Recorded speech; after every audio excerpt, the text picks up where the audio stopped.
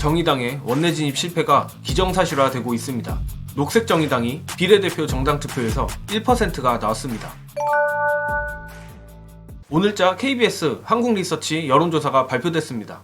녹색정의당에 대한 얘기를 해야 하지만 해당 여론조사도 언급을 안 할 수가 없어서 본론으로 들어가기 전에 짧게 요약해서 말씀을 드리겠습니다.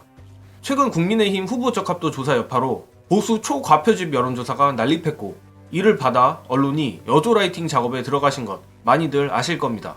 그런데 표본수가 1000명인 여타 여조와 달리 표본수가 3000명인 이번 KBS 여론조사에선 오히려 여론조사 꽃과 비슷한 흐름이 나왔습니다. 역시나 작금의 여조라이팅이 얼마나 심각한지 다시 한번 느낄 수 있는 부분인데, 이번 조사에서는 최근 나오는 여론조사들과는 정반대로 두착률은 계속 하락하는 흐름이고 총선 구도조차 오히려 벌어졌습니다. 그럼에도 박민희 사장으로 있는 KBS 의뢰 여론조사라 장난질을 안 쳤을 리 없는데, 이를 감안해도 표본이 3배로 늘어나니 실제 민심이 비교적 덜 왜곡된 것 같습니다. 본론으로 들어가서 이번 조사 비례대표 투표정당 문항에서 녹색정의당이 1%가 나왔습니다. 즉, 정의당의 비례대표를 통한 원내 진입은 사실상 요원해진 겁니다. 특히 이번 조사에는 조국신당이 포함되지 않았는데, 최근 각종 조사들에서 조국신당이 정의당 지지율 상당 부분을 흡수한 것을 감안하면 실제 민심은 이보다 안 좋거나 최소한 더 잘 나올 수는 없을 것 같습니다. 결국 녹색정의당이 뭔 수를 써도 이번 총선에서 비례의석 확보 자격인 3%를 못 넘길 것으로 예상되는데, 거기에 민주당의 통합비례정당에도 불참한다고 했으니 지역구 외에는 의석을 얻을 방법이 없는 겁니다. 그러니까 다시 말해 비례 2~3석이라도 얻을 수 있는 기회를 엿바꿔 먹었다고 보시면 됩니다. 가뜩이나 심상정은 어제 기어코 민주당과 지역구 연대를 하지 않겠다며 지역구 출마 강행을 천명했고, 오늘은 녹색정의당 원내대표에까지 올라 배지에 대한 욕심을 숨기지 않았습니다. 심지어 심상정은 살신성인의 자세로 당의 총선 승리를 뒷받침하겠다라고까지 했습니다.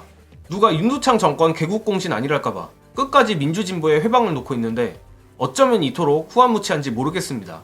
다만 어차피 윤핵관 심상정에게 대국적 결단을 기대하지도 않았고, 한편으론 민주당이 3자 구도에서 승리하여 심상정에게 차가운 민심을 느끼게 해줬으면 하는 마음도 있습니다.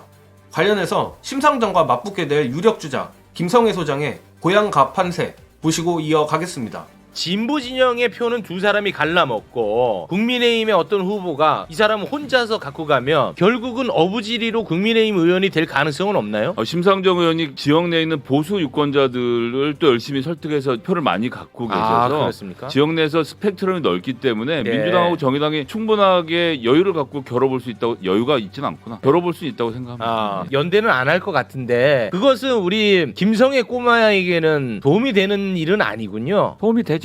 도움이 됩니까? 도움이 되죠. 왜냐하면은 지금 현재 제가 알고 있기로는 고향갑에서 김성애 소장이 괜찮아요, 압도적으로 앞서가지고 있기 때문에 그래요? 이 페이스를 그대로 잘 활용하고 박지원이 가서 지원 유세를 하면 틀림없다. 그래요? 오늘 여론조사대로 총선이 치러진다면 정의당은 비례 0석이 유력하고 지역구도 그나마 비벼볼 곳이 고향갑과 창원 성산구 두 곳입니다.